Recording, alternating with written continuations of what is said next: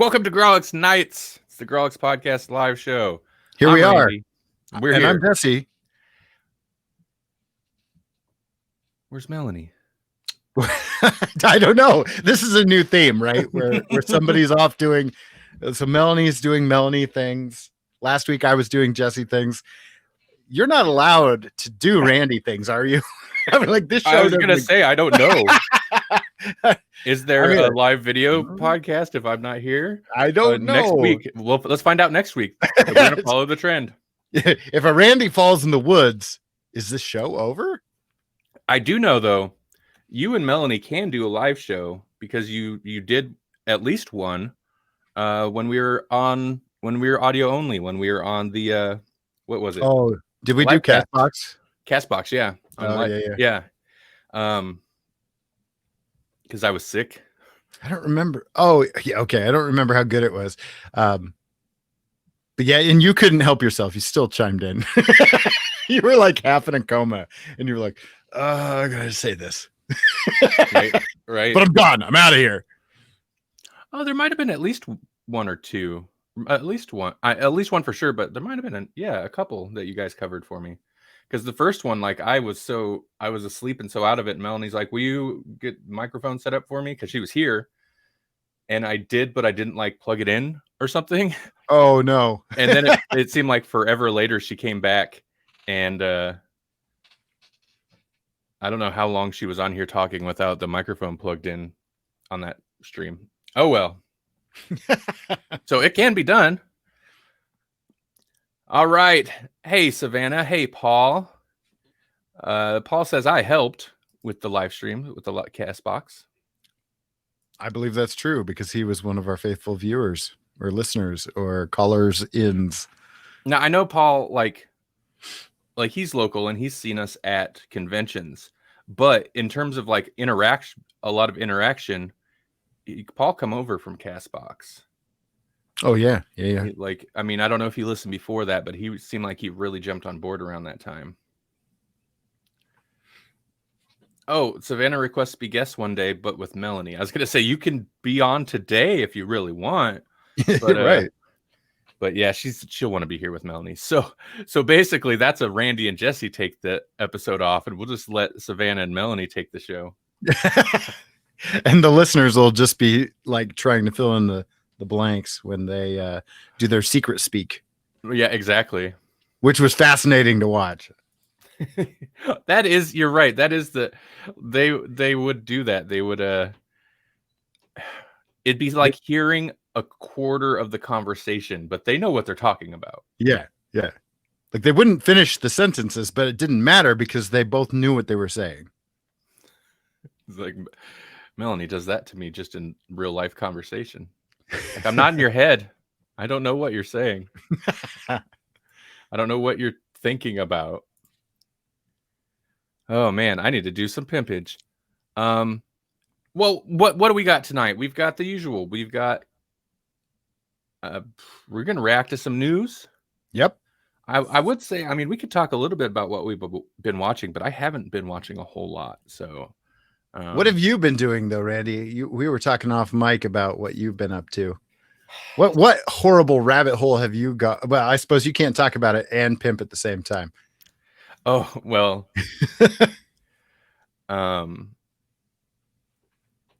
Savannah says, I know what Melanie is thinking. At all times. I added that last part in there. Right. Yeah, 1 second. Let me listeners, what have you guys been watching? Throw it in the chat. I'm curious. I've kind of since I was off last week, I can like just ramble about the things that I've watched, and you can just react at whatever. Maybe you've seen some of it, maybe you haven't. One of the things that I picked up this week that it's on my to-do list, it's still in the wrapping though, is Happy Deathday. I still need to crack the cellophane on that, but I'm so excited. Is that the first one or is it both of them? That's the first one. Okay.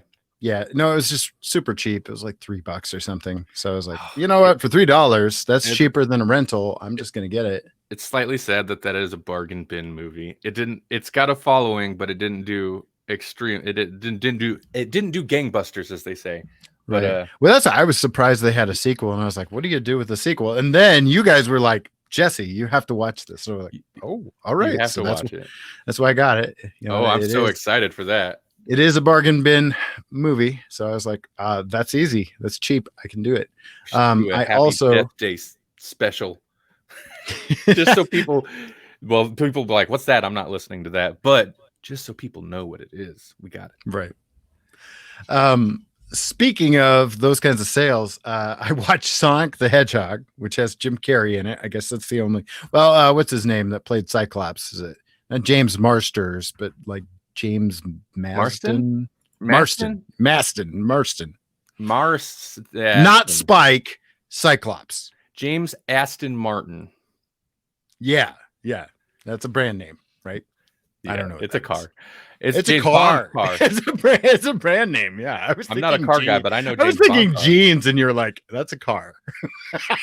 That's the kind of nerd I am. I don't know what cars are. As long as they start and they go, I'm happy. I'm a happy guy. I'm with you on that. Actually, yeah. Those two things. Also, when they stop too, like when I push the brakes, they do need to stop. So start, go, and stop. Those are pretty important. Also in the bargain opportunity movies that I watched, Terminator Dark Fate. Now between Sonic and Dark Fate, Sonic was okay. I'd heard it was okay. It's true. It was okay. It's fine. It was Jim Carrey was serviceable Jim Carrey, and it was probably a fun kids movie and a little edgy for kids movie, but I kind of like my kids movies edgy. Did Cyclops all over that movie? Pretty much. He's kind of a funny Cyclops, but like he's not, I don't know. Once you've had him in Westworld, you don't want funny Cyclops. Exactly. Like that actor, like no offense to him, but like I was a 90s like X-Men cartoon kid. Right. Specifically. So like you can kind of tell the X-Men cartoon people from the comic book people, because the cartoon people don't like Cyclops because he's a stick in the mud in the show. Right. And the first X-Men movie that he played Cyclops, pretty much the same deal. So I was always like, screw that guy. And I hadn't really seen him in a whole lot. Westworld, I love him. He's great. Yeah. He's a good actor. He really is. Right. It's not his fault. Was also in that Cyclops. He was also regrettable in the was it Superman Returns movie? Like that poor guy just got a bunch of really yuck roles, and then he found Westworld, and then he decided to sign on to Sonic the Hedgehog. I don't know why, but there's that. Terminator Dark Fate was pretty good, but also not as good as it could have been. Like it's one of those things where it's like, oh, they have a pretty good premise here. They have a decent script, and then some of the CGI just looks awful. Yeah. I enjoyed it overall. I wish they would have just reeled it in a little bit. Like it gets, right. I'm fine with there's a lot of, what do they call it? Fan wink, I guess, or pandering or callbacks. Like I'm fine with that. Yeah. The Hummer scene flying, everything from the airplane on, like it's just so over the top. It's like you could have reeled it in a little bit.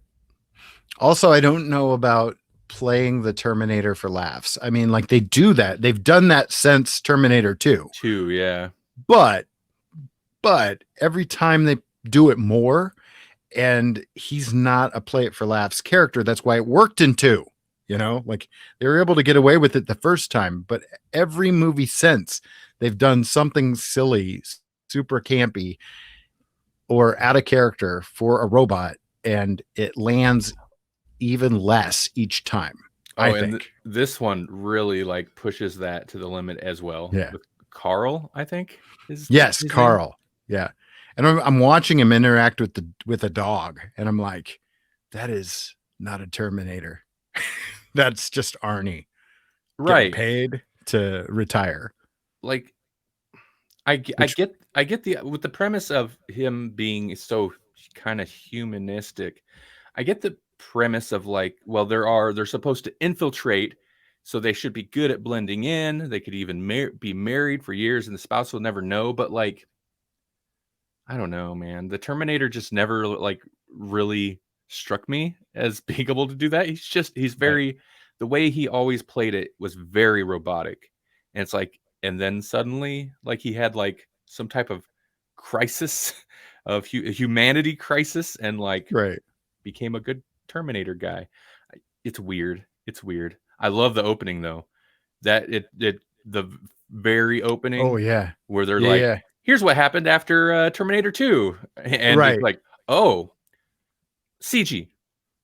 Like everyone in that is CG. It's mind blowing. I think some of the later janky CG, it's because they spent the money on that opening scene. Oh yeah, and that's fine. It was money well spent because that opening was like, oh my God, this is really good, And then, but yeah, then later on, like not even 15 minutes later, I'm like, God, that is bad. Right. Yeah. It kind of becomes the thing of like, yeah, reel it in a little bit. You can still go huge, crazy action, but don't push us straight into cartoon land. Come on. When I don't even know what this one was called, but I just call it the T Venom or the Venomnator, because it's basically two robots. Mm-hmm. It's like the T-1000 if the T-1000 were around T-800. So, by the way, chat, I'm not sleeping on your comments. I will get to those just so you guys know. Other than that, I watched It Chapter 2. It was fine. It was more the same. It finished the story. It was okay. I haven't seen that yet. But it's really long. I mean, I think if I have a criticism, it's that this thing was designed to be kind of a mini series, and trying to make it 2 movies that are super duper long. I don't know. And then really it's not something I've been watching, but what I've been listening to lately have been a lot of Eighth Doctor, Doctor Who, Big Finish audio dramas. Cause I wanted to get caught up because, the new one, not the new one, but the most recent one was, Stranded, and it brought back the curator from the 50th anniversary special. So Tom Baker plays the curator, and it's pretty great. Because the way, so I listened to Ravenous 4, which wrapped up that storyline, and then Stranded is where the curator comes in, because the Eighth Doctor is basically stranded on Earth, like the Third Doctor was, but he's stranded in 2020, and he doesn't have UNIT because UNIT's been disbanded in the show. So they're kind of flirting with that a little bit, because that's not even within Big Finish's purview right now in terms of the license, because UNIT was still a thing when Capaldi was Doctor, but that's a 13th Doctor nod right there for them to say that they've been disbanded, or they've been rumored to be disbanded. Right. So he's stranded on Earth, and it's funny because I was like, oh, so they're basically doing the Third Doctor thing with him, except it's worse because there's no UNIT. There's no UNIT. Yeah, because so what's he? Okay, interesting. So in the Eighth Doctor canon, he has a house on Baker Street, and so he shows up because that's like where he goes when he gets stranded, or like when he's on Earth is like, oh, if I need a place to kind of, regroup, that's where I go. And he's done that. Like in the Eighth Doctor Adventures, he did that in the 70s kind of thing, so that he would not run into himself, because the Third Doctor's there at UNIT. So he has to be at a different spot so that he doesn't create a paradox or an anachronism. And so he goes there, but in 2020, his house has been split up into flats. So there are people living in his house. So he shows up, and they do almost like a Faulty Towers kind of a situation where it's like, oh, the Doctor is now a landlord, and he has to be a normal person, right? All the while trying to fix the TARDIS, because the TARDIS is like dead right now. So he's trying to find things that will, like recharge the TARDIS. Meanwhile, other stuff is happening, and Torchwood is in existence, but they're being cagey about it because Torchwood's supposed to be when it comes to the Doctor. So Oh, right. Okay. Interesting. It's been fun. It's a really good box set. I recommend it to anybody that any of this sounds interesting to. But this is a pretty deep dive when it comes to Doctor Who. Right. Yeah. I mean, So. well, I was going to say that's what Big Finish is for, but that's not necessarily true. I think they have a lot of stories that are, I don't know, man. There's multiple layers because sometimes if you're getting into some Big Finish stuff, it is a deep dive into Doctor Who in general, where it's Right. like if they'll be referencing things where if you're not like thoroughly up on the 55 almost 60-year history of the show, you'll be lost. And then there's the layer of Big Finish's lore itself, especially when it comes to the Eighth Doctor, because they've done some insane stuff with him. Right. And I mean, they've had him for the majority of his Doctor run. So I was gonna say most of it is there. You're like, there isn't a lot of Eighth Doctor outside the movie and one webisode. You don't have Eighth Doctor, so it all exists there. So yeah, but it's really good. It's interesting. I'm surprised that they're still able to do fresh and fun stuff with the Eighth Doctor after all this time. So that's what I was thinking. By the way, Savannah says I will watch it. It's gonna be difficult. Yeah. You'll watch it with your ears, right? Because this is like a podcast. It's audio only. You know, there are some excellent. Savannah, you should listen to some Big Finish. There are some excellent ones that I think are real easy to get into. You know, do one of your crafty things. What do you still like needlepoint or knit or whatever it's called, and throw that on. I think you'd be entertained for sure. But that's what I was thinking when you're talking about the landlord thing. The landlord, he's a land time lord. Like, and he is not having it either. You know, like you think about how buoyant and bubbly the Eighth Doctor is. Make him do something mundane. Yeah, I was thinking, like, for as much as Doctor Who repeats itself, I am still impressed with just the number of different stories they can continue to tell with this character. And I think, you know, regenerations help keep the character fresh. But right. Yeah. One of my favorite things in these listens, and then we can jump on to something different. Because I didn't really mention it, but I did mention it to you guys in the chat. In Ravenous 4, all of these, there's like 3 or 4 different incarnations of the Master involved, and Missy. So people who are current on Doctor Who or really into the modern show, Missy is one of the Masters, and she comes in contact with the Eighth Doctor's Master. So Eric Roberts, the only American to play the role. And God. It's so funny because she just totally flips it. And she's just like, that's great. Can you just say random words like aluminum? You know, because the British affect for aluminum is different. I lost it. Aluminium. Yeah. So it's just funny because she's just like, she's off on a total tangent. Meanwhile, Derek Jacobi's Master, he's much more traditional Master, very much on point, he doesn't have time for any of them. All the while they're trying to save the Crispy Master, played by Jeffrey Beavers, the one from the Fourth Doctor era where it would be Keeper Traken, that Master. They're trying to save him because if they don't save him, then like paradox, which is what Jasper was getting at in the chat. Yeah, Jasper. What happens if they kill them? It creates a paradox, but they exist for a while. It's kind of like Back to the Future. They're still around for a while, and so then they're time travelers. They'll go back. They'll fix it. They have to. Otherwise, the TARDIS will fix it because the TARDIS hates paradoxes. Yes, this is true. Savannah also said Missy was amazing.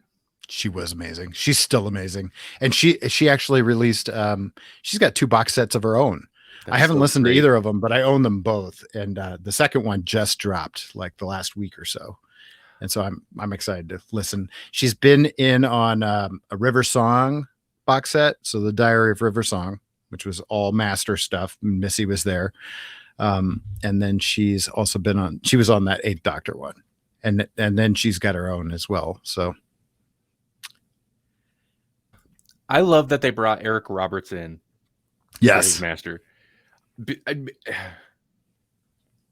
Because I don't know, man. Just Eric Roberts, I guess because he's from the TV movie. Not that means anything. They've got the Eighth Doctor, but you're right. He's Eric Roberts. He's the only like American actor to play a main, like the Master or Doctor or anything in Doctor Who, and I don't know. I just wouldn't have expected it. Right. What do you do with that character? Because he's so different.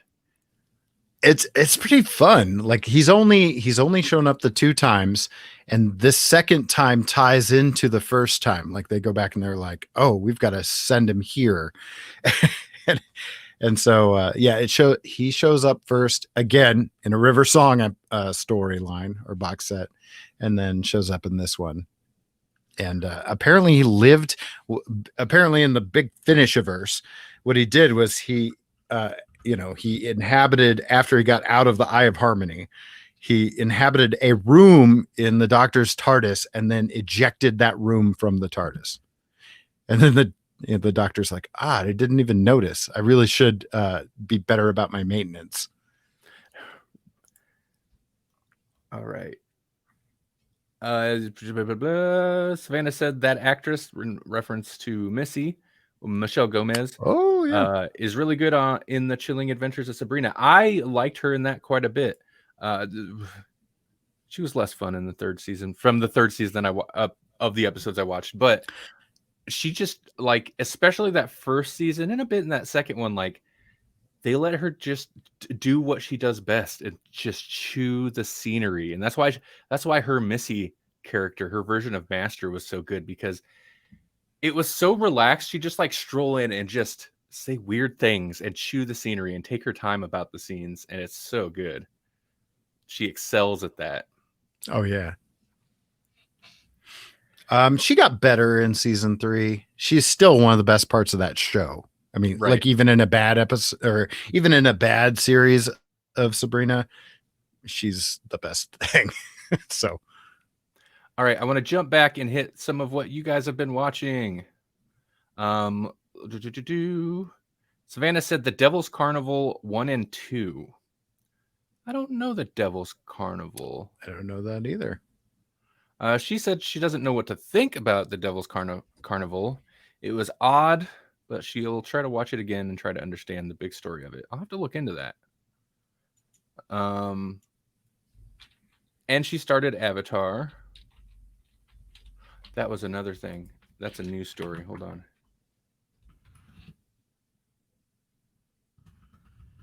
What is this? I've never heard of The Devil's Carnival. It's a musical horror?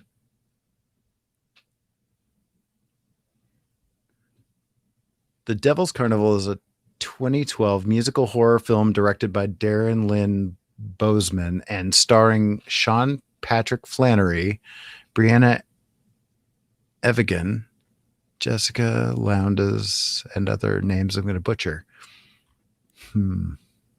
Okay, this isn't what I was thinking. Apparently somebody had done like a recreated Avatar The Last Airbender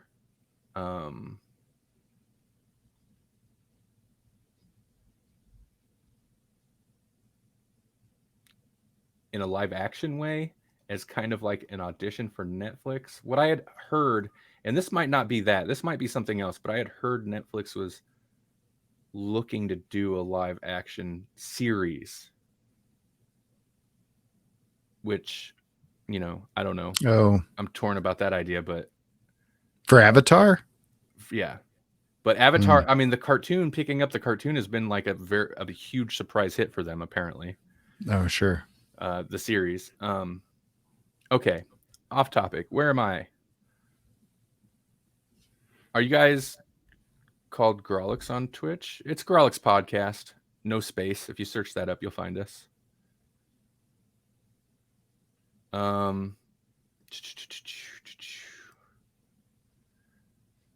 Paul rewatched The Karate Kid in anticipation for Cobra Kai's Netflix drop. You should watch. You should really watch all three, actually. I would not normally say that, but they do actually pull on Karate Kid 3 in the second series. So you won't need that to enjoy the first season, though. Karate Kid 1 is all you need. Maybe Karate Kid 2 because he talks about his trips to Okinawa. What about the next Karate Kid? Where's she come in? Not yet. Is she going to be in the series? Yeah, I don't know. I mean, the canon? big three, as far as I know, I mean, they're basically they're just looking for good story beats kind of thing. And right. So it's one of those things where it's like, if it makes sense, then they probably would. But I mean, like, it kind of does make sense if you think about the idea that she was a student of Miyagi's and there is no Miyagi and he may need some balance. Who better to put him back in his place than another student of Miyagi's? I don't know. Ooh, interesting. They could do it well. I like that idea. You know what? You just wrote it for him. I like that idea. Right? I like that idea a lot. And a lot of people hate that movie. So I get why you wouldn't want to even acknowledge that it exists, but like, you could do fun things with it. They did some fun things with Karate Kid 3, and that's another one that's kind of like, oh. I guess 3 they do reference in season 1 because Cobra Kai is Cobra Kai. And so is Karate Kid 3. Kreese is heavily involved in that. It's not a good movie, but it plays into it. Paul says he's been catching up on shows on the EMC network. That's right, the Electronic Media Collective Podcast Network. You should too. You should too. electronicmediacollective.com or emcpod.net. I should just promote that more. It sticks in the head easier. I think we're caught up here. All right. So what have you been watching / doing? Well, for watching, we watched another episode of Doom Patrol. Still watching Doom Patrol. It's coming out weekly, so I don't have a lot to say about it, but I enjoy it. It's a good show. It's still good. Overall, this season is slightly less fun, but I think it's still a solid season.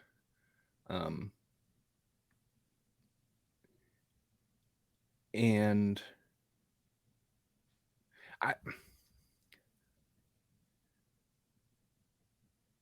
don't know. It just doesn't seem as good about weaving in their personal, because Doom Patrol, it definitely like goes into just as much, if not more, really. It's more of a drama most times, goes into like their feelings and their traumas, because they're all like damaged people, flawed characters. The first episode is just like Brendan Fraser's character trying to come to terms with new reality, right? A new normal for the people who love that term.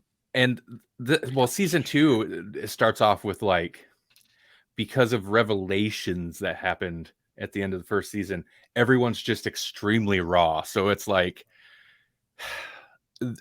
they're good about retaining some of the progress some characters made the first season, but in a lot of ways, it's just like, nope, setback.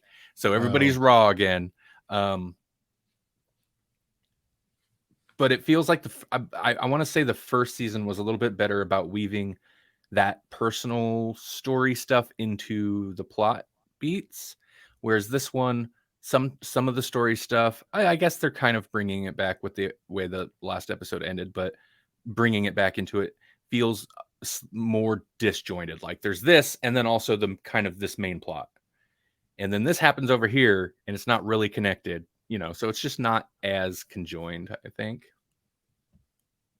Just a criticism, but it's still good though. Sure. Black's Book. Savannah said she made Melanie start Black's Book at her house on Monday. I don't know what that is.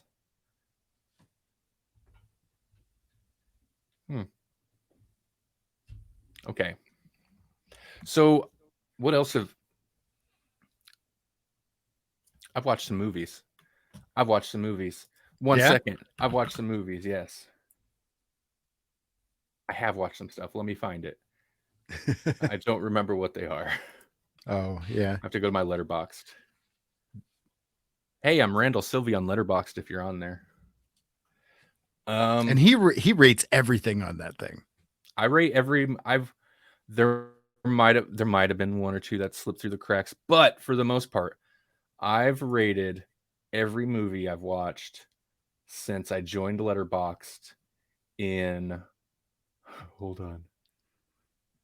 How can I reverse this? It's got to be almost the whole tenure of this show. I mean, maybe not quite that much, but because I think I remember you saying that you found Letterboxd on the show, so maybe not 6 years, but like 4 is going to be my guess. Oh, 2011. 2011.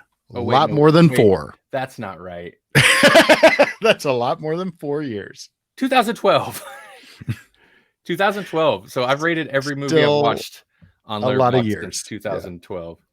I like it. It's a good site. That's the ultimate list. That's a good sign. Like they've been around. Right? They still haven't implemented features I requested like 8 years ago. Oh, they're on a prior, yeah, that's on our list of things. Uh-huh. Yeah. 7 years ago. Yeah, I'm all fingers crossed. Clearly it's a priority item. We'll just put a big check mark by that one. Letterboxd, how did I find it? I heard another podcast talking about it. I think Film Junk, which was one of the first podcasts I listened to religiously. I haven't listened. I hope they're still going. At the time that I started, they'd been going for a long time. But they talked about it, I think. And it's basically, social media. It's like a social media site for movie fans, but there's no fake news because it's like you can't just make posts. You write reviews of movies, log movies, stuff like that. And they have no sort by interest. That was the feature. I was like, how do you not have? Yeah, that's weird. Sort users by interest so you can find people that like similar movies. I mean, you could search by like movies they rated high, but they have a database of like. And how many third-party companies have my information anyways? Just get it from them. Maybe I should ask Facebook could do it with your info. They already have it. Yeah. Just come up with an interest feature, please. Letterboxd does have, and I'll just say, oh, this is going to be weird. Let me specify that I want to put it on Facebook. Okay. And it's Letterboxd, but there's no third E. So it's Letterboxd.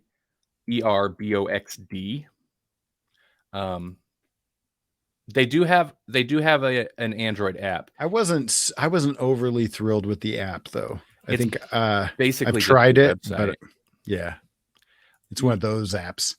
Right. It's not any more convenient than just going to the website through your mobile browser. And I think there's features. I'm pretty sure there's features that are shut off that you can only unlock if you go to the desktop version anyways. Right. Oh, Jerry the Gnome. Oh, hey. Oh, let's hear some Jesse news. Man, I talked for almost a half an hour. You Jerry. did, dude. I'm proud of you. I like it. I'll take the back seat. It's so funny because you collected most of the news stories, so it's good. That trend is going to continue. Oh yeah. So did I close Letterboxd? Did I get totally sidetracked about talking about Letterboxd and not actually discuss the movies that I was going there to look up? I did. All right. So, these are movies that Melanie and I watched, and these both would actually be pretty good GCU movie reviews. Not too necessarily together, but we recently watched Ready or Not, which came out last year, I think it was last year. It's fairly recent. In a world where movies don't come out anymore, it's somewhat new still. Is there a multiple Jesse there? Yeah. He loves your shirt. I was going to like it, but I forget that I can't like things that aren't on Facebook if they come from Twitch. Well, Jerry the Gnome is tuning in over on Twitch, by the way. Twitch.tv/Grawlix podcast. This t-shirt was not a coincidence that I chose this shirt after my little video that I posted earlier on the Grawlix page. It's real good. That's real good. Oh, since you're on the show now, it might be too late to put it on YouTube. I should have uploaded it to YouTube too, so it could get a view. YouTube, man. Ready or Not? Yeah, no, I enjoyed Ready or Not quite a bit. It's a kind of picture. Okay, this is not going to come out right, but kind of picture. What's that movie?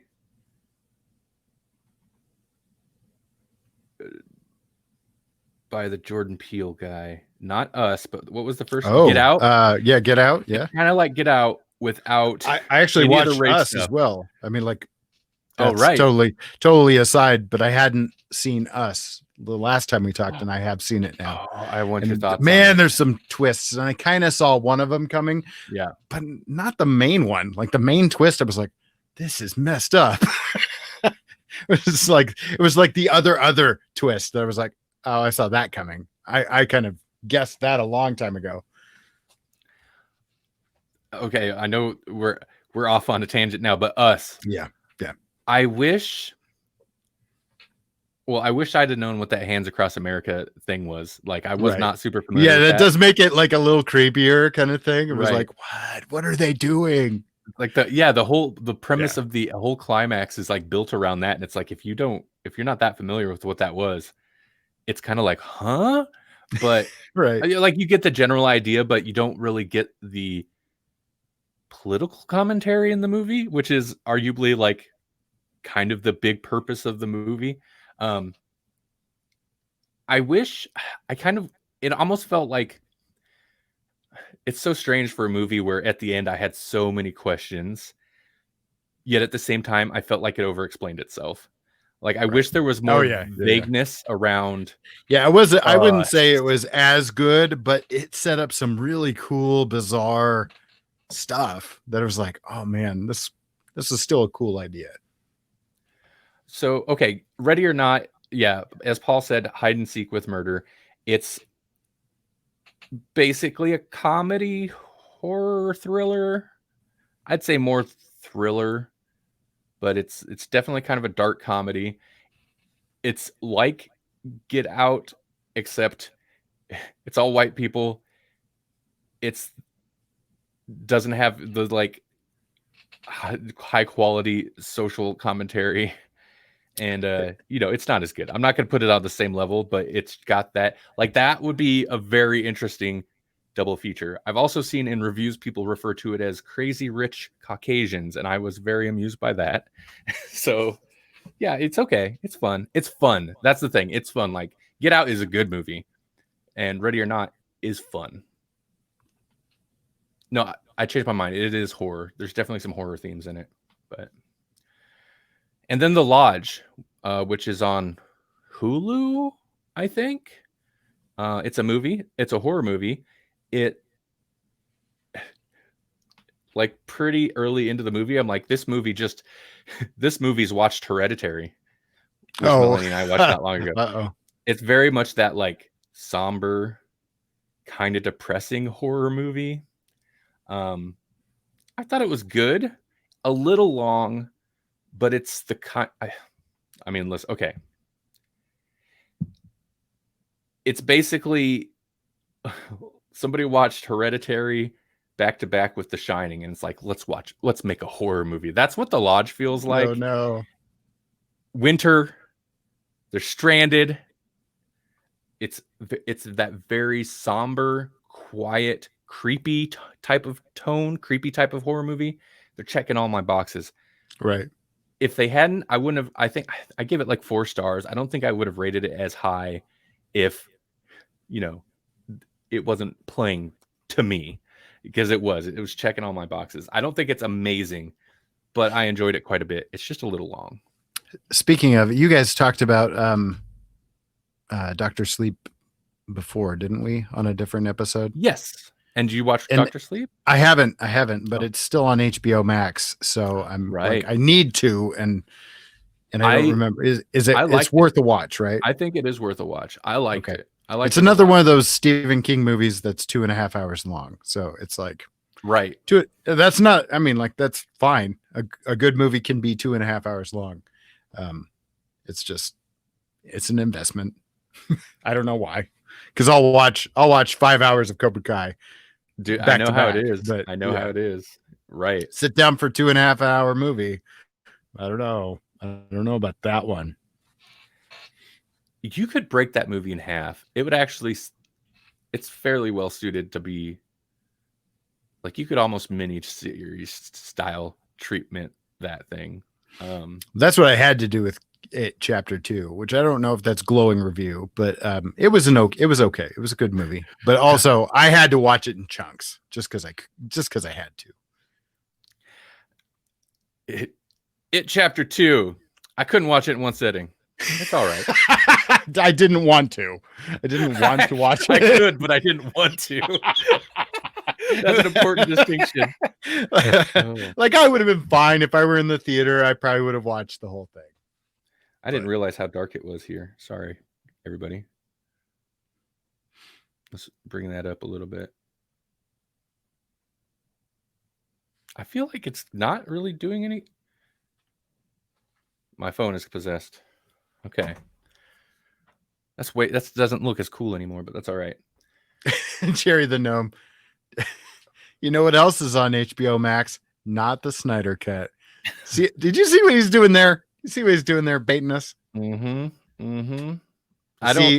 did not do the news this week, so there is not a Snyder Cut bit, really. You're right. Unless you can find one. I don't know. You're right, because if I did the news, I would have sought one out. I didn't even think to. I did. My bad, guys. My bad. We never talked about Joss Whedon getting called out by, like, everyone for being a D-bag. Oh, yeah. Someone recently did. James, we ironically brought him up earlier. James Marsters brought him up on what was it, Rosenbaum's podcast? Really? Which I need to listen to this podcast, because it gets cited a lot in these little news stories. Oh, okay. Interesting. Because apparently he had a problem with how popular Spike got. Like, Spike got really popular, and he had I don't know if it's like he had a problem with it, but he had an interesting reaction to the fame. Did you get kind of crappy about it? I think so. Weird. I need to actually listen to the episode, but I need to listen to this podcast. It sounds fascinating. Savannah, we're not talking about Snyder Cut. We're talking about Joss Whedon, the not Snyder Cut director. He directed, Joss Whedon. But nobody would want the Snyder Cut if it weren't for Joss Whedon. So, Joss Whedon, thank you. It is a bummer to hear. And, I've actually, so what we're talking about with Joss Whedon is, I think every so many years, it seems like there's a story of, like, he's, like his, was it his ex-wife or something, that, like, threw a bunch of allegations at him and was basically like, he's not the feminist, the friend of feminism that he claims to be, blah, blah, blah. Every couple of years, you'll hear a story about how he's kind of a D-bag. Several years ago on, I think it was the Nerdist podcast when that was still a thing. I don't know if it still is. One of the guys was saying that he, like, was DJing at some bar, and Joss Whedon was there with some chicks and was just a big D-bag to him. The DJ just, like, trash talking him the whole time. And it just made him sound like just in general, just kind of a crappy dude. But more recently, all right, take it easy, Jerry the Gnome. Jerry gets us all riled up about the Snyder Cut and then just bounces. You're right. Right. I see you. So Joss Whedon is like Shannon Doherty. Yeah, that's what Paul says. But cyborg actor guy. I can't remember his name off the top of my head. I apologize, but this isn't an official news story that we're covering. And then stunt performers, married, I think they're married now, a couple, but they'd met on the set of Buffy, I think, the TV show. Mm-hmm. And there was a story just this last week or so where basically they're like, yeah, no, he was a jerk on the set of Buffy, and we had these bad experiences, and he didn't like us dating for some reason, and blah blah blah blah blah blah blah. And they're married now. But yeah, just like these weird stories of like, listen, they're not like criminal allegations, Right? and generally we don't cover gossip anyway. But it's Joss Whedon, and it's related to the Snyder Cut, so we got to talk about it. Yeah. There you go. But it is always disappointing to like hear that like a creator that has done a lot of work that you enjoy, Buffy, Angel, Firefly, what else? Avengers. He made Axton and I got into a heated debate. So super friend of the show, Axton Kaler, we got into a heated debate because he hates Angel. He hates Angel, the character, much that he's not willing to give the show a chance. And I was like, that's fine. I get it. I hate that character too. Yeah. Like, who doesn't? I mean, he was awful in Buffy. I mean, he was like, take Interview with a Vampire, take the character that Louis was supposed to be, and make him even more of a sad sack. That's what you got. Right. You know, like just make him as sad and boring and tragic as possible. That's what you have. Let's give him his own show. It sounds like a horrible idea. It was so good, though. It was 5 years of awesome. It was better. Yeah, it was way better than it should have been. I'd never watched it while it aired. Because I hated Angel. I was like, I'm not watching that show. Right. And then I'd hear about the characters that they brought over from Buffy. I'm like, it's literally a spinoff show of all my least favorite characters. Right. Man, it's so good though. Like when you realize why Doom Patrol works.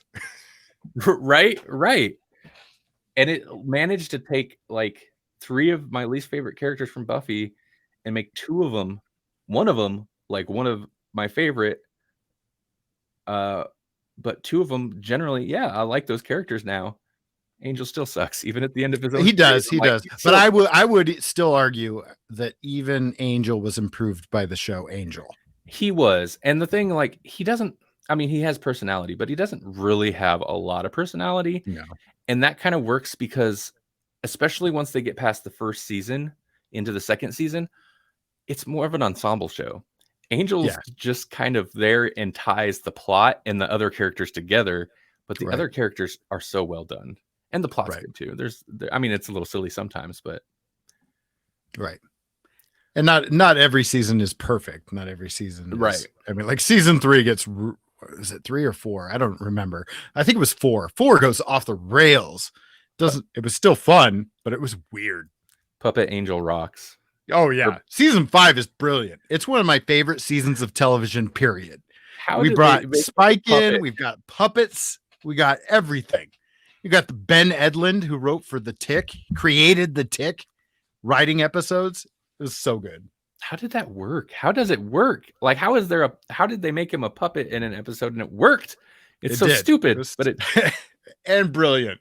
Right. That whole scene, it made sense because of Wolfram and Hart. Like, Wolfram and Hart is such a bizarre nonsense idea, and they can do anything with it. My only real complaint with that, God, we're just diving into random, like, here's a minor little critique. This is why we need Melanie every week. My only real criticism, like my least favorite thing about it was season 5, right? Is how they handled Gunn. I kind of felt like they just didn't know what to do with him once they got over there. It was interesting for a while, but it did get old. It was like it was like an interesting about face, and then they almost made it an addiction, and it was interesting, but it was like, oh yeah, it's different.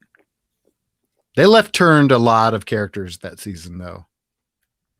I think we could easily do a Buffy / Angel show.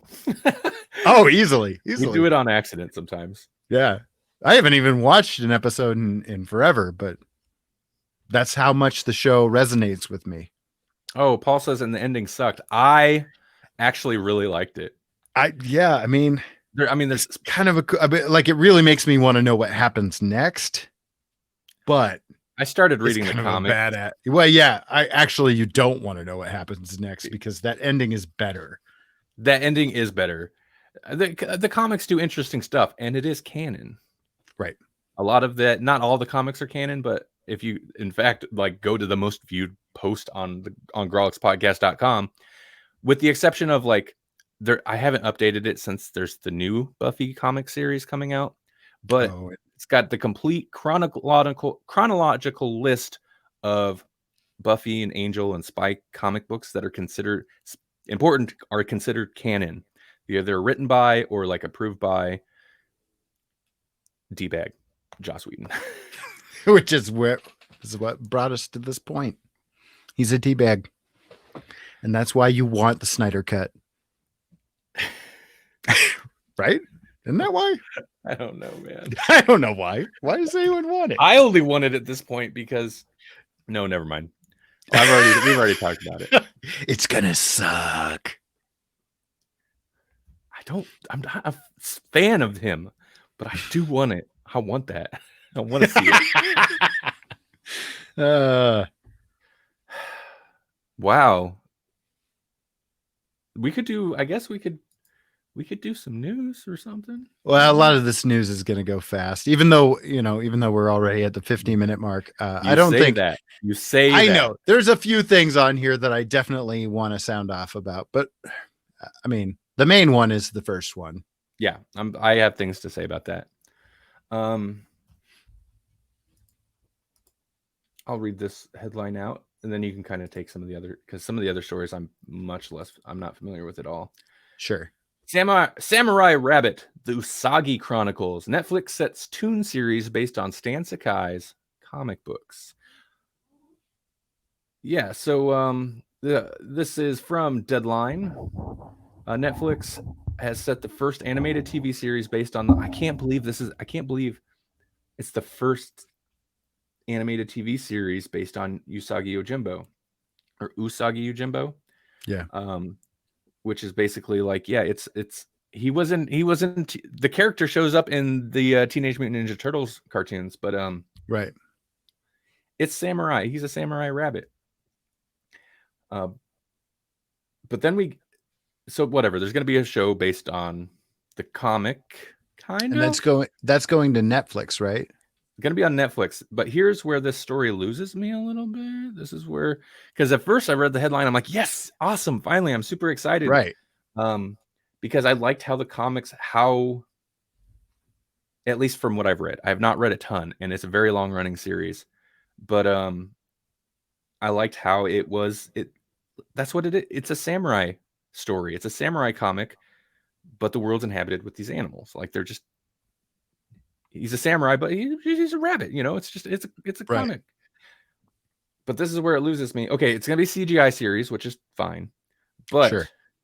It's set in a world that mixes modern, high-tech images with classic Japanese references. I don't understand that. And maybe this is something he's done in the comics, but then it goes further into it about how the series, the cartoon, will be about teenage rabbit samurai Yuki, descendant of the great warrior Miyamoto Usagi. This is from the future. This is from Sensei or whatever it's called. There. Oh, okay. So it's like an outer. Is this one going to be outer space then? So he's on. Let's see. This teenage rabbit samurai is on a epic quest to become a true samurai, but he isn't alone. He leads a ragtag team of misfit heroes, including a roguish bounty hunter, a cunning ninja, an acrobatic pickpocket, and a faithful pet lizard. Oh, it's gonna have the lizards in it, though, right? I love that there were lizards running around. Those are pretty badass. As he battles depth-charging moles, metal-tipped winged bats, and monsters from another dimension. This sounds like the space stuff.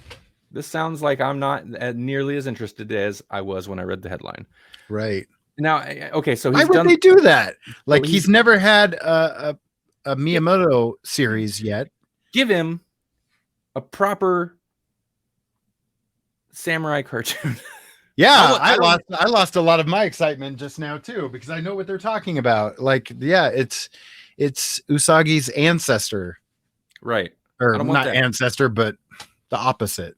And maybe that's good, but I don't want that. It sounds very just what you'd expect. It sounds very kind of typical. What's not typical? You do samurai movie in cartoon form. That's what I want to see with animals. Right. Yeah, I give me Samurai Jack before he gets pulled forward in time. This sounds like future Samurai Jack, which is still cool. Sure. But that's not what I want. Well, I mean, like, and they could still do this well, but it is disappointing to the people that are true diehards and that would come to see this. Right. It's going to resonate fine for the kids that have never heard of it and just want something fun to watch. It sounds like, it sounds like the formula is there to be a hit, but it's not the hit I was hoping for, I guess. I mean, yeah, that's the thing. Like, this is definitely going to have more appeal to a younger audience than if it was just like a Samurai Rabbit. Which makes it an even more unusual choice, because it's like, listen, people that are going to come to a Usagi Yojimbo series are going to expect a particular rabbit samurai. They're not going to expect this one. Right. Yeah, I was you guys, I noticed were super excited when you posted this, and I was for a moment, and then I read it and I was like, that's doesn't sound. And whatever, Stan Sakai, let's see. He'll serve as executive producer. So he's involved. And you know what? Like, maybe who knows how much he's involved. Maybe he doesn't care, or maybe he's like, well, good, let's bring my brand to a younger audience. Stories, but like, they're cool because you know about Miyamoto. Yeah, and also, like, maybe he's tired of just doing straight regular samurai stories. He's been doing it since 1984. Yeah. So maybe he's like, yeah, no, future stuff. I've done samurais. Yeah. Done with it. That's fair. But maybe not. I don't know. Maybe it'll be amazing. And maybe they'll flash back a lot. So maybe there'll be like a sub show within the show, Right. That'd be cool. Because why does he have to live up to Miyamoto if we don't know who he is? There's almost going to have to be a show within the show. It's going to be Usagi-ception. Get ready. Just give me Zato Ichi cartoon, but not. But then again, I didn't really the animated series. Yeah, I didn't really like how Zato Ichi was like the version of his character in the Usagi Yojimbo, because he was a pig and like not really a good guy. Not that right. Zato Ichi's he's an anti-hero, but I just want to watch some Zato Ichi now suddenly. Or maybe Yojimbo. I'll watch that movie. Yeah, that's a good movie. All of those are somewhere. Meets Yojimbo. I think all of those movies are on HBO Max. Just to bring it all full circle. I believe a lot of those are on there, because I was searching through alphabetically. Oh. I know one of the criticisms that we had was that HBO Max seems like it's light on content, but really, if you go through like the movies, there's some pretty good classic film stuff in there. Interesting. Okay. It does have Yojimbo. Yojimbo's a great movie. Okay. So anyways, I would look for some samurai movies on there, because I know that there are movies on there that we've talked about. Right. So whoever has the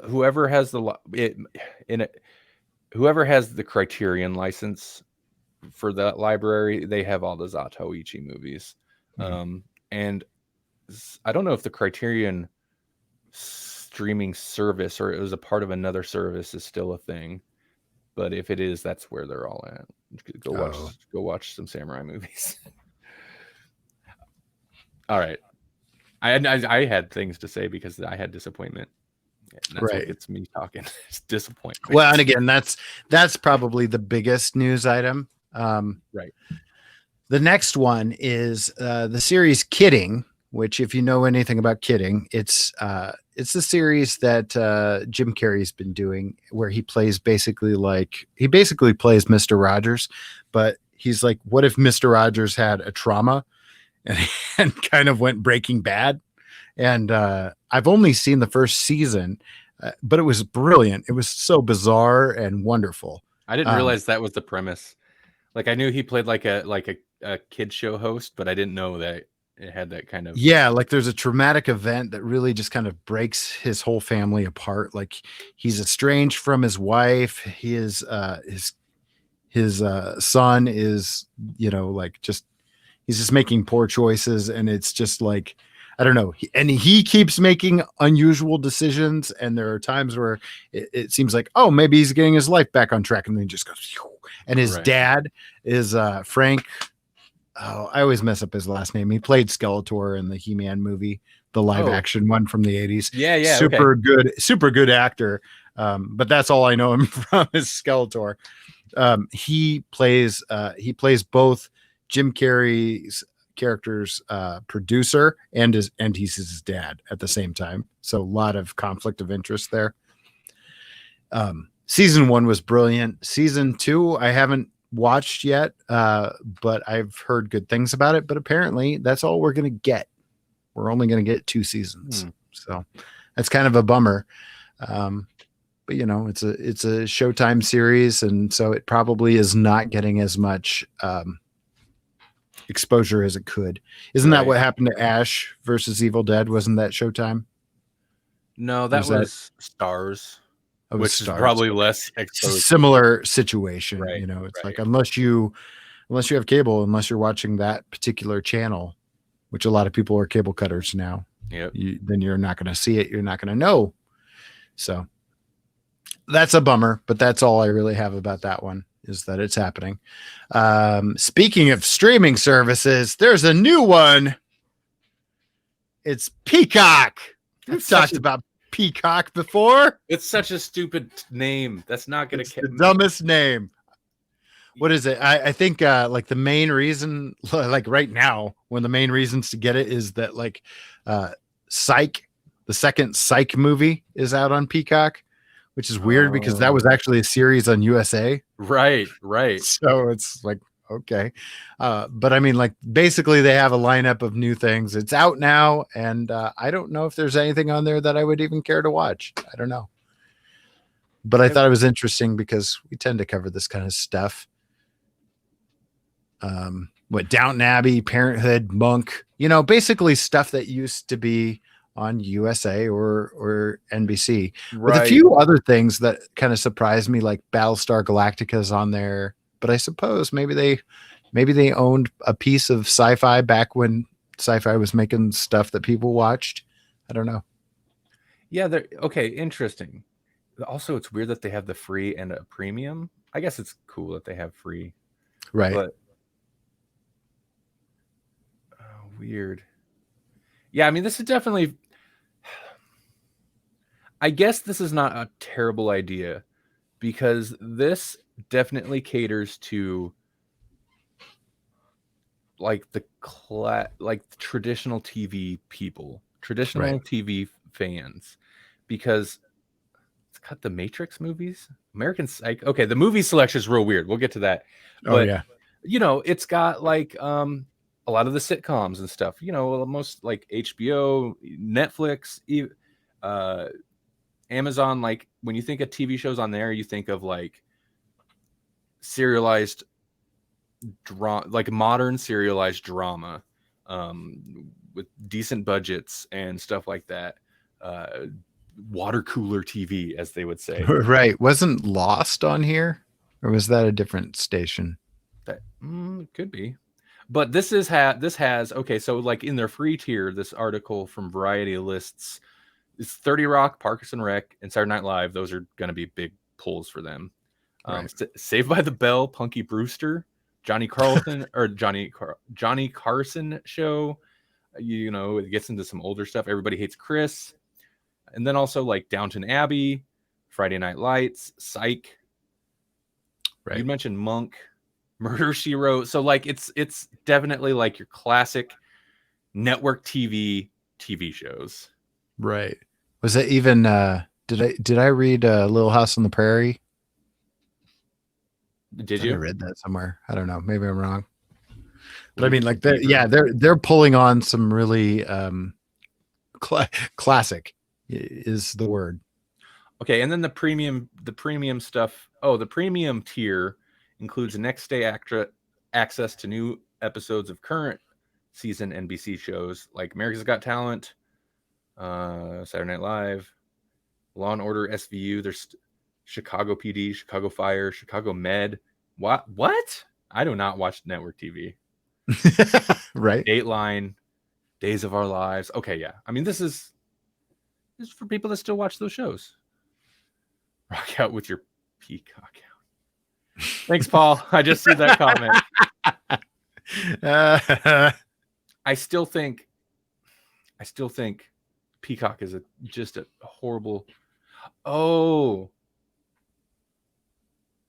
some of those shows are going to be reboots of older shows. Saved by the Bell, Battlestar Galactica, Punky Brewster, Rutherford Falls. Those are reboots? They're going to reboot Punky Brewster? Yep. Those are going to be reboots. Oh, and in January, it gets The Office, Roseanne, Third Rock from the Sun. Okay, interesting. I noticed under their sports stuff that they must have a deal with some WWE content because they're getting like Stone Cold Steve Austin's Broken Skull sessions and John Cena's best WrestleMania matches. God, that makes me want to just get it. John Cena. Oh, it's gonna have some live sports coverage. Okay, that's gonna be a draw for some people too. That's fair. The movies though is such a like. There's some older ones. I mean, okay, no, these are all older ones, but these are listed in their free. So maybe there's newer ones in the premium, but God, there's so many like 90s movies. The Bourne Identity, the Bourne series, basically. Jurassic Park, and Jurassic Park 3. Okay. American Psycho, the Matrix movies, Blair Witch Project, The Mummy, Fletch. I don't know what this thing is going to be. The Chronicles of Riddick, Dark Fury. Which one is the Dark Fury? Psycho. I'm going to guess. Oh, no, it's got the birds too.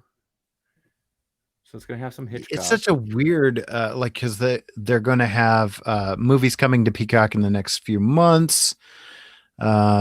Include stuff like Lost in Translation, The Big Lebowski, Son of a Woman, Brokeback Mountain.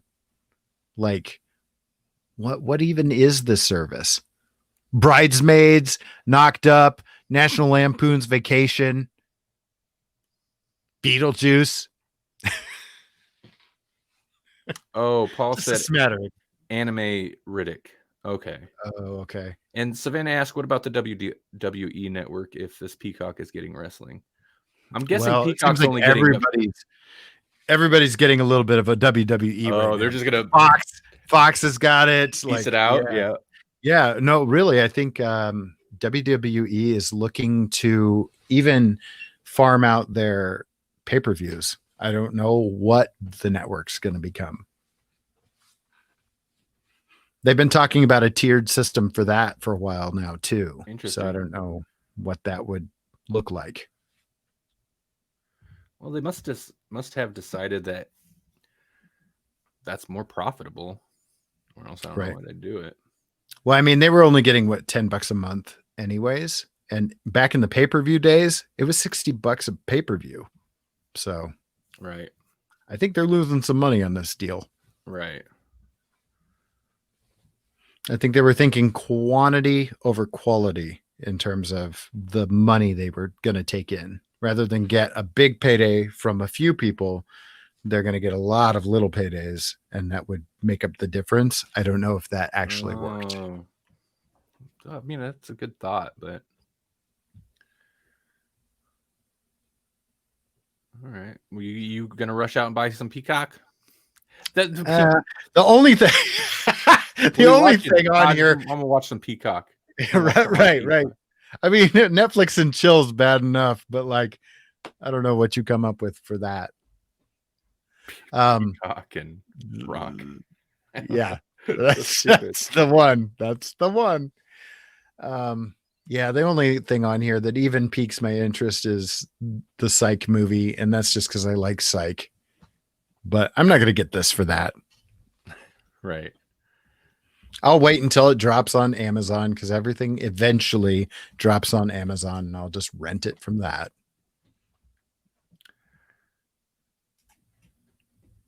So yeah, okay. That's all I had for Peacock.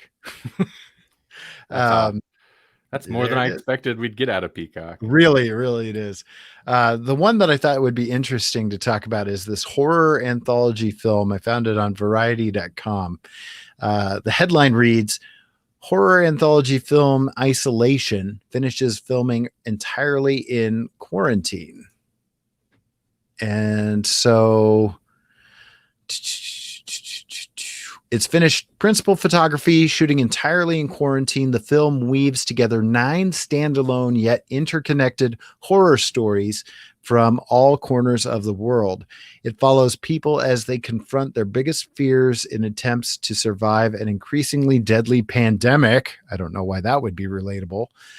A premise that hits close to home for many people during the coronavirus crisis. Oh, you're just going to hit us over the head with it, huh? So, yeah, I just thought it was an interesting idea. So they filmed this entire thing while in quarantine, and it's called Isolation. I mean, maybe it's a little on the nose with the people attempting to survive an increasingly deadly pandemic, but everybody got out with masks on. That's production value that they don't have to pay for. Right. You go where the production value is. Right. Interesting. So I'm looking through the teams of filmmakers, and this isn't just like some like YouTube dudes with a camera. These are like people that have worked on stuff like Jack Ryan, Legion, The Houses October Built, Tales of Halloween. Some stuff, some known stuff. Right. Interesting. So and each of the pieces is standalone, but then they interconnect. So like I immediately thought of Trick or Treat, where each piece doesn't necessarily tie together, but they do in the end. So I'm curious. Oh, interesting. So okay. So this also makes me more interested, is that they couldn't use Zoom or any other video conferencing services, and were only allowed to use the equipment and resources they had with them when they entered into lockdown. Because I know there's been things where people like, there's an episode of this that filmed entirely through Zoom, and it's like, well, that's resourceful. I appreciate that. But like, right. In terms of like, this is a movie, it's like, no, this is a fancy Zoom call. So at least like, no, I do like it because it's almost like pushing low budget and indie filmmaking out of necessity. It's like, right. I like that. The more I read this article, the more interesting this sounds to me. Cool. Yeah. I mean, again, I don't know too much about it. This is the first I've actually heard of this. I don't know. Maybe I'd heard something about it, but like this was like, oh yeah, no, this sounds better than maybe what I thought the first time I heard about it. Right. When it was just kind of rumored. Yeah. Horror anthology. And sweet. It sounds cool. I dig a good anthology anyways, but like this sounds like a pretty good idea for a premise.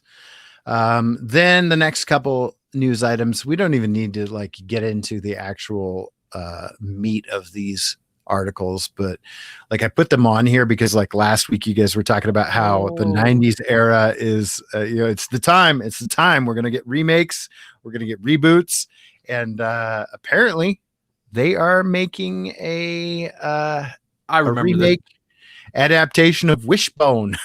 I remember this. I was like, Wishbone. What's Wishbone? I know this dog.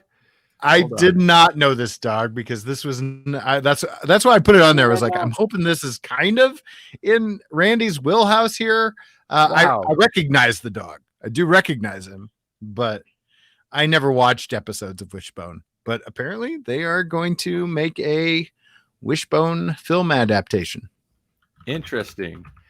So yeah, no, like you were saying, what's the story Wishbone? What's the story Wishbone? Yeah, it was a half-hour live-action children's show. Yeah. Wow. I'd forgotten all about Wishbone. I used to watch Wishbone sometimes. I mean, like I have like a peripheral knowledge that it existed, and but I saw it and I was like, oh, that's straight up 90s right there. That's right in my gap. That's right in Rocco's Modern World. I don't know what this is. Oh, Savannah says she loved Wishbone. So, well, I'm glad I put it on the list because I figured some of you guys would dig that. According to IMDb, wait, is this? Yeah. Wishbone, an intelligent and witty dog, imagines himself in the role of characters from classic books and gets involved in similar real-life adventures. Yeah, Wishbone. You know, Yeah. it's not quite like it was like a slight, not totally educational entertainment, but like more towards that than I don't know, Goosebumps or something. Or trying to think. Yeah. Right. Goosebumps is probably better. Yeah. Well, did they have a Goosebumps show in the? Yeah, they did. Yeah. You know, so yeah, Wishbone. Holy crap! But yeah, 90s remakes. It's starting. They're gonna. And I had to point out because you guys brought up Kung Fu last week, and you were like, "Well, Kung Fu is a remake," and then I was like, in the comments, I was like, "But you realize the reason that it's timely." It's funny because you guys were just talking about just wait. You wait 30 years, and we'll be getting movies that are remakes of remakes. Guess what, guys? This is a remake of a remake of a remake. The Kung Fu thing is because the original show came out in the 70s. They brought it back in the 90s with Kung Fu, The Legend Continues, and they're rebooting it. Right. We're in prime 90s territory. The Legend Continues. I'm glad I had forgotten about that. That's why that still ties into the 90s nostalgia remakes. You know what does not? Fletch. So our next news item is Fletch reboot with Jon Hamm in the works. Oh, that must be what was listed on the Peacock, or why those movies at least were popping up on Peacock. Fletch and Fletch Lives. Oh, Fletch was on there. Okay, yeah, because they're talking about rebooting it with Jon Hamm, which I think like if anyone's going to do it, Jon Hamm is a great actor. I don't know why though you'd go with Jon Hamm for a property that was made popular by Chevy Chase. Yeah, that's. And who's really clamoring for a Fletch remake? Real quick before I forget, I want to take the comment down here. Is Are You Afraid of the Dark was better than Goosebumps? Agreed, 100%. I loved Are You Afraid of the Dark. That show was awesome. Yeah, if somebody was like, okay, we need to recast, we're going to do a reboot of a Chevy Chase movie. We need to recast Chevy Chase. Who would you pick? Jon Hamm is not the first name that would come to mind. I don't know who I would pick, but it's not him. I don't know. Is he funny? Is Jon Hamm funny? Because Fletch is kind of, I mean, like I don't know. I can see him playing like the spy type, but if you're just making like a less British James Bond, you don't need it to be Fletch. Savannah sounds on board. She says Fletch with Hamm could be good. All right. Well, I mean, I don't know. I don't know enough. All I can see him in is Mad Men, and we're like, that doesn't scream Fletch to me. He pops up in little roles sometimes. I see where like him in that role is supposed to be funny, but it's like I don't know if I could gauge like if him as a comedic actor versus it's funny because it's Jon Hamm showing up out of nowhere. But I do know that Fletch with Hamm makes me hungry for a sandwich. That does sound like a good sandwich. He was hilarious in Kimmy Schmidt. Okay, yeah, I don't know that. Uh-oh. I don't watch. Well, that. I mean, okay, so He's I'll done take your word some for it. comedy, and maybe he's going to be fine for it. I was surprised to see it. This was more of a like, I'm going to put this on the list because it seems odd to me that they're going to make a reboot of Fletch, and apparently everything is fair game now. Next one I put on the list basically because of Grawlix Cinematic Universe. Vivica A. Fox wants Zendaya. So if you don't know who she is, she played MJ on the new Spider-Man movies. Vivica A. Fox wants her to seek revenge as her daughter in a Kill Bill sequel. Right, because if there was, I mean, Tarantino has like this isn't necessarily like a confirmed thing that's ever going to happen, but I think the general like agreement or not agreement understanding is that if there was another Kill Bill movie, it would basically be the daughter of Vivica A. Fox's character getting revenge.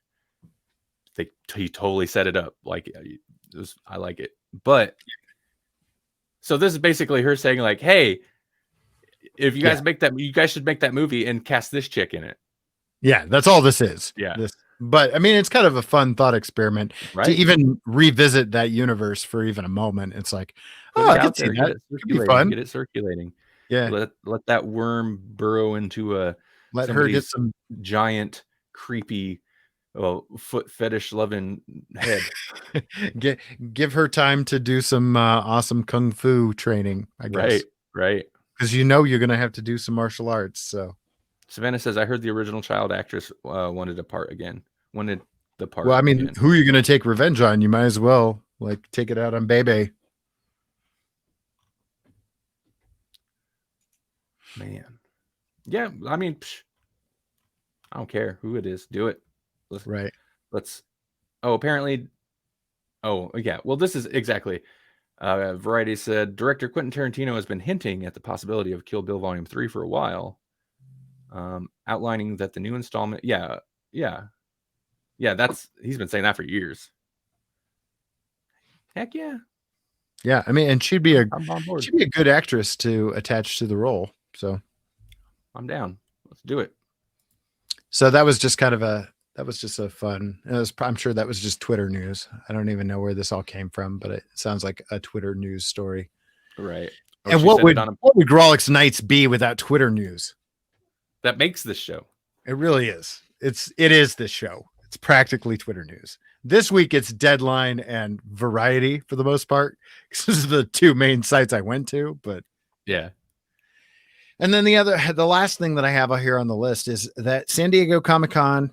I don't know that it's even San Diego Comic-Con. It's just Comic-Con at home is happening, and they're lining up some stuff. They're lining some stuff up. One of the things that I watched today was they released a New Mutants clip that had some new footage to it. Seemed like it had a lot more of Ilyana Rasputin, so Magic.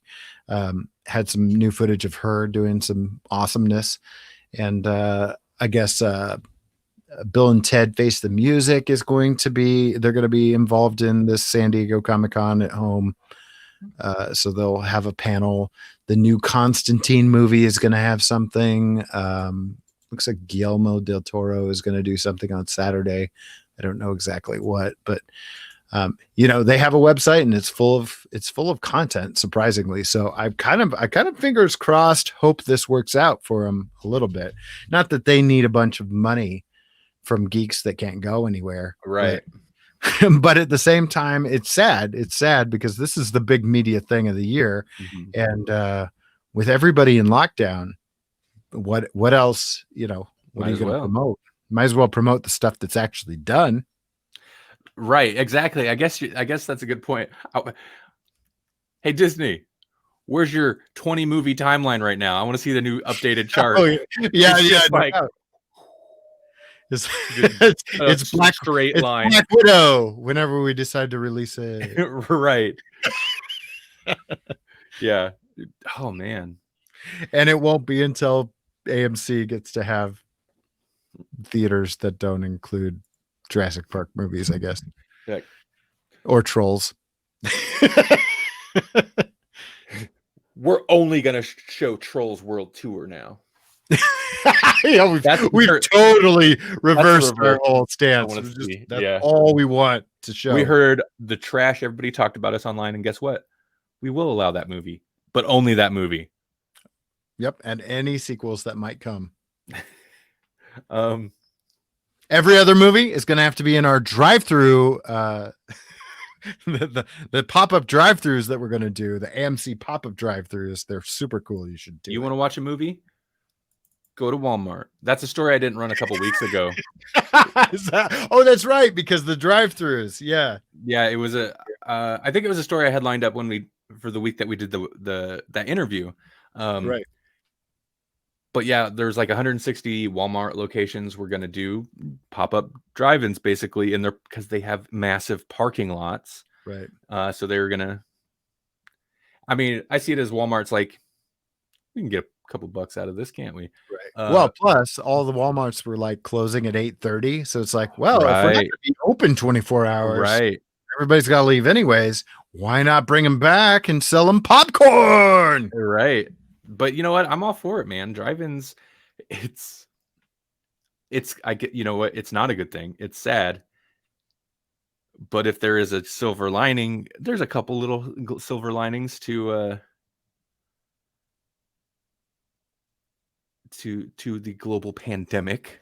It's killed hundreds of thousands of people. Wouldn't have guessed it would take a pandemic to bring drive-ins back. Yeah, I know. You know, what is it? Necessity is the mother of invention. Right. That's what it is. Oh, I did want to touch on something though. I think this was related. Maybe it wasn't. Oh yeah, no, it was the Comic-Con clip. Let's talk about real quick. New Mutants. Okay. Let's talk about Fox still owns that. I mean, Fox produced that movie. So yeah, if they still own that. Man, wasn't that movie supposed to come out like 2 years ago? Yeah, man, incredible. They sold off the rights, and then they just hung on to these movies, and they're still mining them. I bet. I tell you what. You know what? I don't know. It's probably I don't know if it's a good thing for Fox or not, but I almost would think that if they knew the pandemic was coming, they might not have kept delaying the release of this movie so long. But then again, maybe they're like, we got something for when the movie theaters finally open up. Right. So there's a new trailer for it, the New Mutants movie, and I liked it. I like this trailer. Yeah. I was kind of on board with this movie from the get-go. They did release a trailer, I don't know, a year ago or something, that I didn't really care for because it didn't, I don't know, it just kind of felt typical. And even by this trailer, I feel like there's still going to be some cringy stuff. It's still definitely, even though we were promised, I think, a hard-edged horror movie, it's PG-13 now for sure. And there's, it's still going to have some cringy, this is for the teens moments. It's because we've been bright burned in the past. Right. But I like the trailer. It embraced the horror aspect of it. And that's the whole thing that's got me on board with this movie. I mean, there's some interesting actors in it as well, but yeah, horror, mutant X-Men universe comic book movie. I'm down for it. Someday it'll come out. Right. I mean, everybody who's in it will be dead and gone. We won't be here, but the CGI resurrection of what's his name, James Dean, will be here to watch it. Yeah, James Dean will watch it. Tupac will watch it. Hologram Michael Jackson will watch it. All the holograms will be here. I don't know why the holograms they'll replace us. Yeah, the holograms, the CGI, Carrie Fishers, all of them. It's gonna be all the hologram dead actors and CGI dead actors and cockroaches and Keith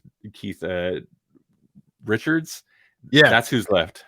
De-aged Michael Douglas. Michael Douglas will be dead and gone, but de-aged Michael Douglas from Ant-Man, he'll be here.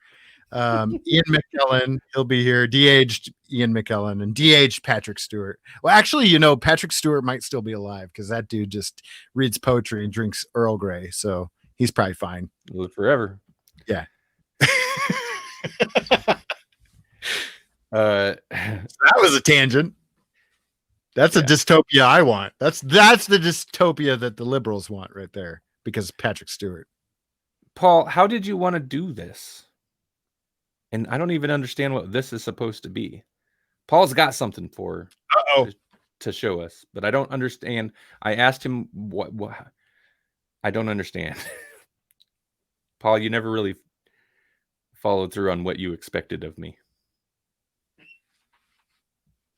I'm staring at his comment like it's going to respond to me instantly. And we're on a delay anyway, so we're like riveting live stream. Yeah. That's what happens when the confusion sets in.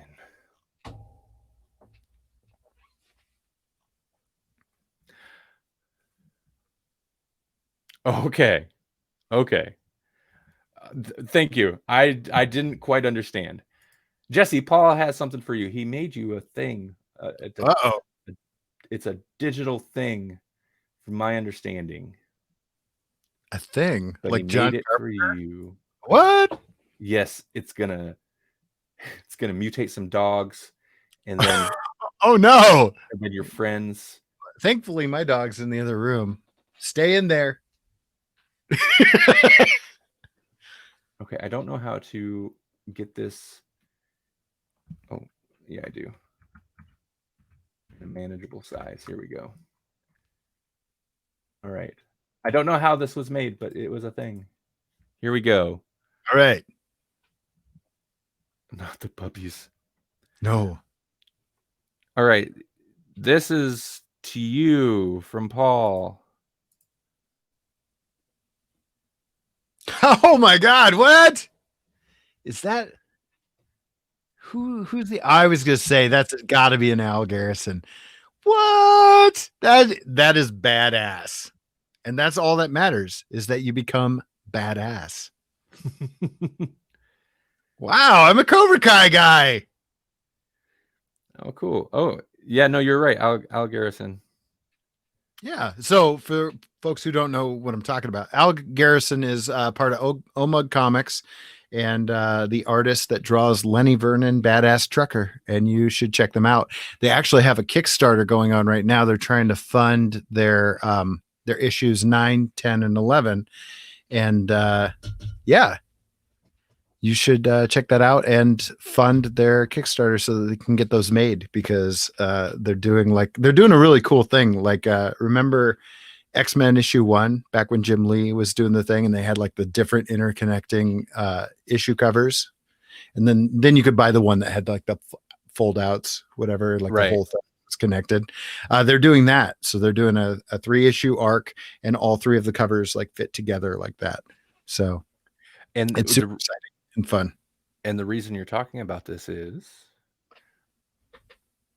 okay, so there's a picture. Hey, there's a picture. So apparently, I think Paul commissioned a picture, and it's looks like a karate Jesse standing in front of the Cobra Kai logo. Oh, for the audio listeners, I was like, what are we doing now? I don't know what we're doing.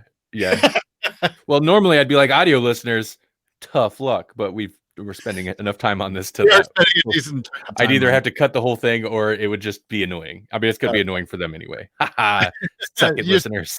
You're still gonna have to look it up. This is great. Thank you, Paul. Thank you, Al. This is, I mean, what? It's like my favorite thing, and it's me. It's your favorite thing, and it's you. My second favorite thing is me. Two of your favorite things. These are a few of Jesse's favorite things. I didn't have the tone of that at all.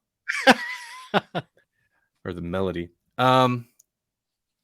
We got anything else? That's all I got. I don't really have anything else. No, as far as content for the show, no. The only other thing that I have is like a pimpage thing, and that is dude, I seen your post last night. Yeah, I got my draft copy. It's live. It's live, guys. So last time that I was on here, so 2 weeks ago, I mentioned that I was doing the follow-up book. I have the follow-up book. There it is. Except it's not going to have this awful not for resale gray bar on it. So all the copies say not for resale. Don't question it. It's totally fine. That's legitimate. I planned it that way. Right over the title. That's just good design. It's just good design. It's part of the title. Yeah. So I'm pretty excited about it. It's the first book was all of the story stuff that I could come up with because it felt like people that don't know what this is probably want a story. But that's not what the comic ever was. It was more of a like Calvin and Hobbes style newspaper type strip. And so that's what this is. This collects some of the better funny stuff that I did with Tank Monkey. So, awesome. And I really scraped together just like as much stuff as I could find. Some really great guest artwork in the back here, like our good friend Andrew Schmidt did a Tank Monkey magnet for me a long time ago. So he's in there. This awesome artwork that I had commissioned by Kelly Williams years ago was like, look at that Tank Monkey. He is the most fearsome Tank Monkey ever, and he is going to kill that candy corn. That is a scary Tank Monkey. I know, it's like so good, man. Yeah, so there's a lot of good stuff in here that isn't necessarily all me. So I can brag about the stuff that I didn't do. But yeah, no, I'm pretty excited about it. It's 108 pages of Tank Monkey goodness. He drives a tank, guys. This is a hippopotamus that wears 80s stuff. I don't know how else to sell this to you. If that doesn't excite you even a little bit, maybe you need to have your soul checked by the soul doctor because you might not have one. Right. So yeah, and that's available on Amazon. It is. It's on Amazon. You can find it by just searching for me. So if you know how to spell my name, you'll find it. Otherwise, you can look for look for Tank Monkey. I'm pretty sure I'm the only one selling Tank Monkey books. Pretty sure. And to make it a little bit easier on you guys, give me 1 second. I want to make sure it worked. If you go to grawlixpodcast.com/rad, RAD, that'll redirect you to let me make sure that actually works. But that should redirect you to the Amazon listing. And that's not an affiliate link. It's just a shortcut. I mean, is it fully sponsored? Fully sponsored segment. Right. Is it a sponsored thing if like it doesn't go to the show, but it does support one of the hosts, but it's your own thing? Yeah, I don't know what that is. Grawlix is taking no money from that. It's good for me. That's what I do. It works. Grawlixpodcast.com/rad. Awesome. I'll have a link on because I think I've had a link. It's still up somewhere on the to your first volume on the Grawlix website, like the very bottom. Right. I think it's down there, just like at the very bottom. I'll just update that with the new. Oh, with Radipotamus. Yes. All right. Oh my gosh, what's today? I just realized I have a thing to do tonight. Oh, well, not like a place to go, but so along those lines, except this one won't cost any money, but also will probably interest our specific audience less. The Electronic Musicians Group. Oh yes, has a compilation album out tomorrow. Friday. I remember that right now. So I've got some stuff to do, but anyway, there's it's a compilation of, as you might assume from the title, of like electronic music. I don't know, man. I was trying to figure out like what genres. There's a few kind of dance EDM type songs. There's some ambient type stuff. There's neoclassical. There's lots of stuff. There's lots of stuff. But yeah, it's the Electronic Musicians Group's 10th compilation album. But when was the last time you guys put out a compilation album? Almost 5 years ago. The group has pretty much been dead. So like, yeah, it's the first compilation album from the group in almost 5 years. For the most part, it was very dormant, but then one of the guys suggested months ago at the beginning of the pandemic, like, hey, this year's kind of crazy. I think we should put out a 2020 album. And we're like, yeah, let's do it. And it's coming out tomorrow. So now like the next one in the next 5 years, when you do when you bring back the Halloween compilation album, I want to see a Three Blind Minds reunion. Oh man, I know. Three Blind Minds reunion track. It's been quite a while since I talked to them, but I bet those guys would be down too. They like doing music stuff. I just moved towards podcast stuff, and I don't think they were interested. Yeah, Three Blind Minds, that'd be amazing. Right? I wonder what a modern Three Blind Minds would sound like. You guys would be unrecognizable, right? Because you've all gone in such different directions since then. So yeah, if you want to hear some interesting music, and the compilation album is electronicmusiciansgroup.com, by the way, will get you there. But the compilation album is free. I debated, like, initially I was like, it's gonna be for charity, which is still a good idea, but I was like, I've really dragged my feet on just getting this up because I haven't paid attention. I don't want to throw money into that mix because I will do the same thing for that. So I was like, I'm gonna take the charity element out just because that's I don't want to deal with it. So it's free. Just less charitable, I guess. But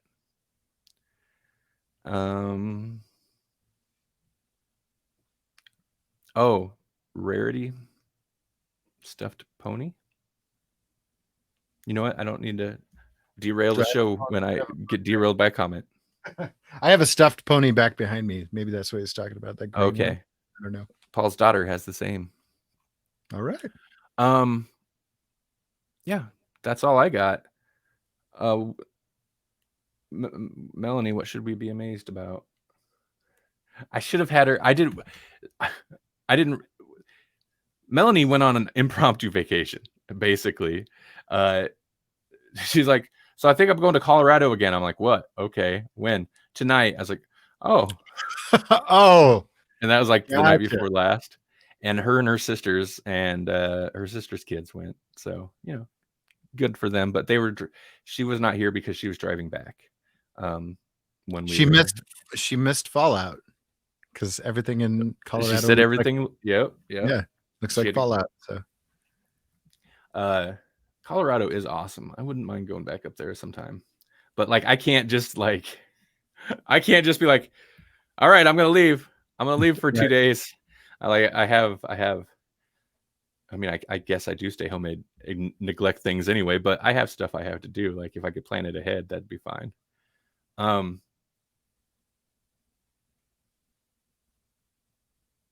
guess that's it. I don't know how to end this show for some reason. Melanie not being here really does kind of like, it's fun, and it reminds me like a squirrel herder. Like our brains just go wherever, and she's just like, all right, what's next? Like she'll literally say that. It's so funny. And that will work. It's so funny, but at the same time, if somebody's going to go off on a tangent and say something that has nothing to do with anything Grawlix related and is like nothing to do with anything, just like this one time my dad told me this lesson about blah, blah, blah. It's like, what? Never mind. Right. She's the one that's going to do that if somebody's going to do something like that. But you're right. For the most part, she does keep us on track. And I also like her segment. It's a nice. Oh yeah, no, it's a nice way to end the show. So it is missed. It is missed, Melanie. Next week, you and Jesse. I'm going on vacation. Oh God. Heaven help us all. You did good. Jesse pulled in the news stories this week because I was slacking. And no, these were great. These are great. I was like, well, I just kind of left you guys high and dry last week. And I was like, you know what? At the very least, I can pull together some news stories. And then you were like, I am behind. And I'm like, I'm going to pull in some more news stories. Savannah says, I miss Melanie. That makes sense. I'm not surprised. We do too. It's just not the same without all three of us. So, all right. Well, hey, listeners and viewers, in the future, you can hear all three of us. You can hear all three of us in the future. And go to grawlixpodcast.com. If we have, I mean, it's not like we have like almost 7 years worth of material you could listen to if you haven't. It's all good. We didn't used to be so timely. I went from like Grawlix podcast, like we don't have to do new stuff. Let's just generally, it's not timely, it's timeless. You can revisit these episodes whenever. And then we're doing news every week. Somehow that's easier than having to read a book. It is because I mean, maybe 30 minutes quick, like 20 minutes news, like gathering, or I'll even throw together lists throughout the week sometimes, versus I don't know how long it takes to read a comic book anymore. Right. Yeah. And we read volumes, man. We don't just like read an issue or two. Usually it's a volume, and then not all volumes are created equal. Some of them are like, this is a volume. This is also a volume. The old man, one of the Marvel villains was one of Bring on the Bad Guys. That one's the Bad Guys. Like we read, what was it? Brave New World. Is that right? DC. That didn't take us as long as Bring on the Bad Guys. We had to break up Bring on the Bad Guys into two episodes. Yeah. And I think it's just because it's it's older, it's much older comic style writing, and it's so wordy. Volumes go up and down. Oh, they should sound jokes. Yeah. Sound puns. We got sound puns. Yeah. All right, let's produce them out of nowhere. That's pretty good. Well, let's wind this one down. That's a sound thing too. Notes are sound. It is. Hey, thanks for listening. Thanks for watching. Do I even have to shout them out by name? I don't know. I will. Savannah, Paul, Maddie D, Jasper was in there for a bit as per usual. Thanks you guys for watching. Anybody else who tuned in, and thanks for anybody who listens in the future. I just feel like there's something I'm forgetting, but there's not. Patreon.com/Grawlix Podcast. Check it out. I'll also double thank you, Paul, for the artwork, and Al for making incredible artwork of me as a Cobra Kai. All right. Never die.